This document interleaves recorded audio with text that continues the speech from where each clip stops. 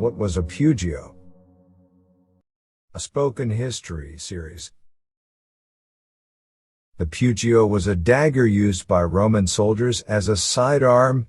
It seems likely that the Pugio was intended as an auxiliary weapon, but its exact purpose for the soldier remains unknown.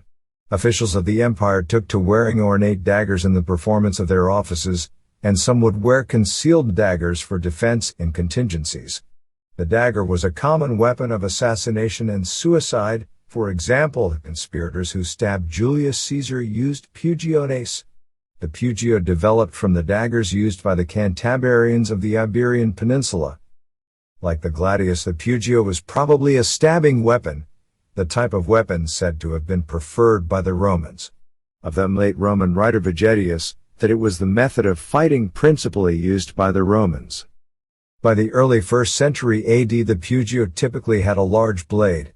Some Pugiones had leaf-shaped blades. Other Pugiones had narrowed from the shoulders to run parallel to about half the blade's length, before narrowing to a sharp point. A midrib ran close to the length of each side, either standing out from the face or sunken and defined by grooves on either side. The tang was wide and flat initially, and the grip was riveted through it, as well as through the shoulders of the blade. The pommel expansion was originally round, but by the early 1st century AD this was being replaced by a pommel expansion typically of a bulbous, roughly trapezial shape, often topped by 3 decorative rivets. The Pugio was accommodated in its own sheath. By the second quarter of the 1st century AD 3 types of sheath were in use. All of these had 4 suspension rings and a bulbous terminal expansion which was pierced by a large rivet. Both depictional evidence and the evidence of wear patterns on surviving examples show that the 2 lower rings were unused. The first type was made with a curving metal plate that was usually made of iron at both the front and back of the sheath. This plate surrounded wooden lining.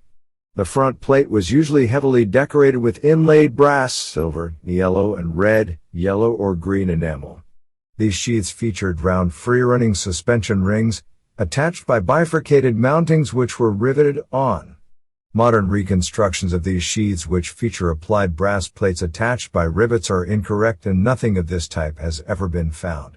The second type was a wooden sheath, probably covered with leather, to the front of which a metal was made of iron and consisted of a pair of curved channels which ran together at the lower end of the sheath, where they were normally worked into a flattened round terminal expansion and pierced with rivet, although there is an example from Tydberg whose channels have been inserted into a bulbous terminal formed with a ferrule to accept the channels before a decorated rivet has been used to fix all 3 elements together.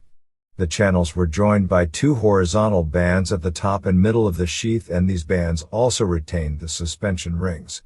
These sheaths would have been built around a wooden core, which does not survive in the archaeological record. Like other items of legionary equipment, the dagger underwent some changes during the 1st century AD. At some time in the first half of the 1st century AD, a rod tang was introduced, and the hilt was no longer riveted through the tang and was instead secured only at the shoulders of the blade. This in itself caused no great change to the Pugio's appearance, although the archaeological evidence strongly suggests that the rod tang was less secure and that handles attached in this way could become detached, a possibility that may be proved by the existence of 2 surviving Pugiones from different sites which both retain replacement handles, one of which is a recycled sword grip. Some of the blades associated with rod tangs were narrower. Throughout the period, the outline of the hilt remained essentially the same. Like the earlier period, it was made with 2 layers of horn, wood or bone sandwiching the tang, each overlaid with a thin iron plate, which could either be solid, becoming thinner at both the guard and the pommel expansion, which was roughly trapezial in shape, or made of thin metal embossed to this shape. The hilt was often decorated with silver inlay. The hilt is 10 centimeters to 13 centimeters long overall, and that the grip is quite narrow. The presence of an expansion in the center of the grip provides for a very secure grip. In size, the Pugio ranged from 18 centimeters to 28 centimeters or more in width. The word Pugio derives from the word pungo. The root of the word is pug.